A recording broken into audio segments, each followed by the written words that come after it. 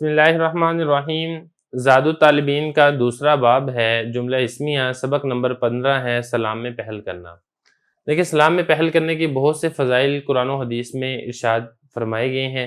آپ کے سامنے میں ایک حدیث پڑھنا چاہوں گا۔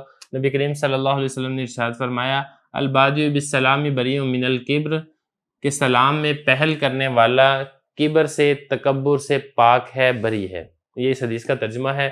اب چلتے ہیں اس کی لغوی صرفی تحقیق کی طرف۔ دیکھیں، پہلے اس میں لفظ ہے البادی، یہ اسم فاعل کا صیغہ ہے، اس کا مطلب ہوتا ہے پہل کرنا۔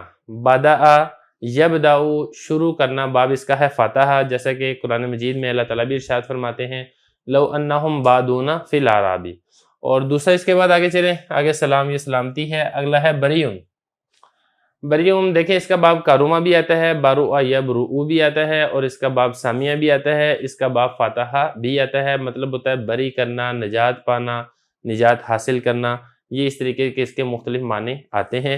قرآن مجید میں بھی اللہ تعالیٰ ارشاد فرماتے ہیں ان اللہ بریء من المشرکین ورسولہ۔ اس کے بعد آگے دیکھیں، آگے ہے کبر۔ کبر اس کا مطلب ہوتا ہے غرور، یہ بڑا گناہ ہے، اور اس کا باب آتا ہے کاروما بھی آتا ہے، کابورا یکبرو، اس کا مطلب ہوتا ہے مرتبے میں بڑا ہونا، اور اس کا باب ناصرہ بھی آتا ہے، کابارا یکبرو بھی آتا ہے، کابیرہ یکبرو بھی آتا ہے، اس کا باب سامیہ بھی آتا ہے، عمر کے اندر بڑا ہونا وغیرہ وغیرہ، مختلف اس کے معنی آتے ہیں۔ تو یہ تو ہوگی لغوی صرفی تحقیق۔ اب چلتے ہیں اس کی تشریح کی طرف۔ دیکھیں، مطلب اس کا یہ ہے اس حدیث کا کہ جب دو انسان ایک ہی حالت میں ہوں، یعنی دونوں پیدل ہوں یا دونوں سواری پر ہوں، تو اس صورت میں ان دونوں میں سے جو پہل کرے گا سلام کے اندر، وہ تکبر اور کبریائی سے، غرور سے وہ بری ہوگا۔ اللہ تعالیٰ اس کے دل سے بڑائی کو نکال دے گا۔ اب یہاں پہ ضروری ہے کہ ہم تکبر کی تعریف سمجھ لیں کہ تکبر کہتے کس کو ہیں۔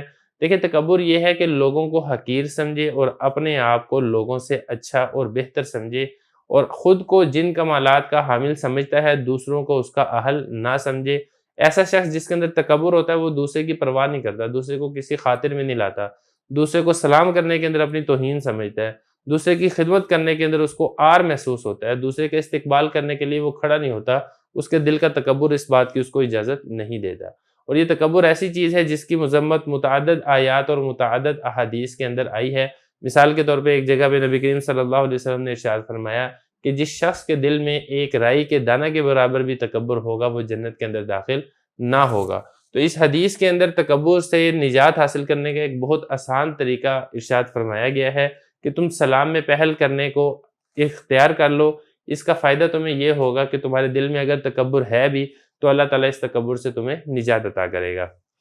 اب چلتے ہیں اس کی ترکیب کی طرف۔ البادی، یہ دیکھیں اسم فاعل ہے، اور اسم فاعل آپ کو معلوم ہے کہ وہ شبہ فعل ہوتا ہے، تو یہ شبہ فعل ہے، اور بالسلام جار مجرور مل کر یہ اسی شبہ فعل کے متعلق ہوگا۔ اسم فاعل کے شبہ فعل اپنے فاعل اور متعلق سے مل کر پھر یہ بن جائے گا مبتدا۔ جملہ ہونے کے بعد اس کو ہم مبتدا بنائیں گے، اگرچہ مبتدا بنتا نہیں ہے لیکن تعویل کے ذریعے سے اس کو مبتدا بنایا جائے گا۔ اس کے بعد آگے دیکھیں، بریون، یہ صفت مشبہ ہے اور یہ بھی شبہ فعل ہوتا ہے، اور اس کے بعد یہ من حرف جر ہے، کبر مجرور ہے، جار مجرور مل کر اسی شبہ فعل کے متعلق ہوگا۔ شبہ فعل اپنے فاعل اور متعلق سے مل کر جملہ ہو کر پھر پیچھے اس مبتدا کی خبر ہوگا، مبتدا اپنی خبر سے مل کر جملہ اسمیہ خبریہ ہوگا۔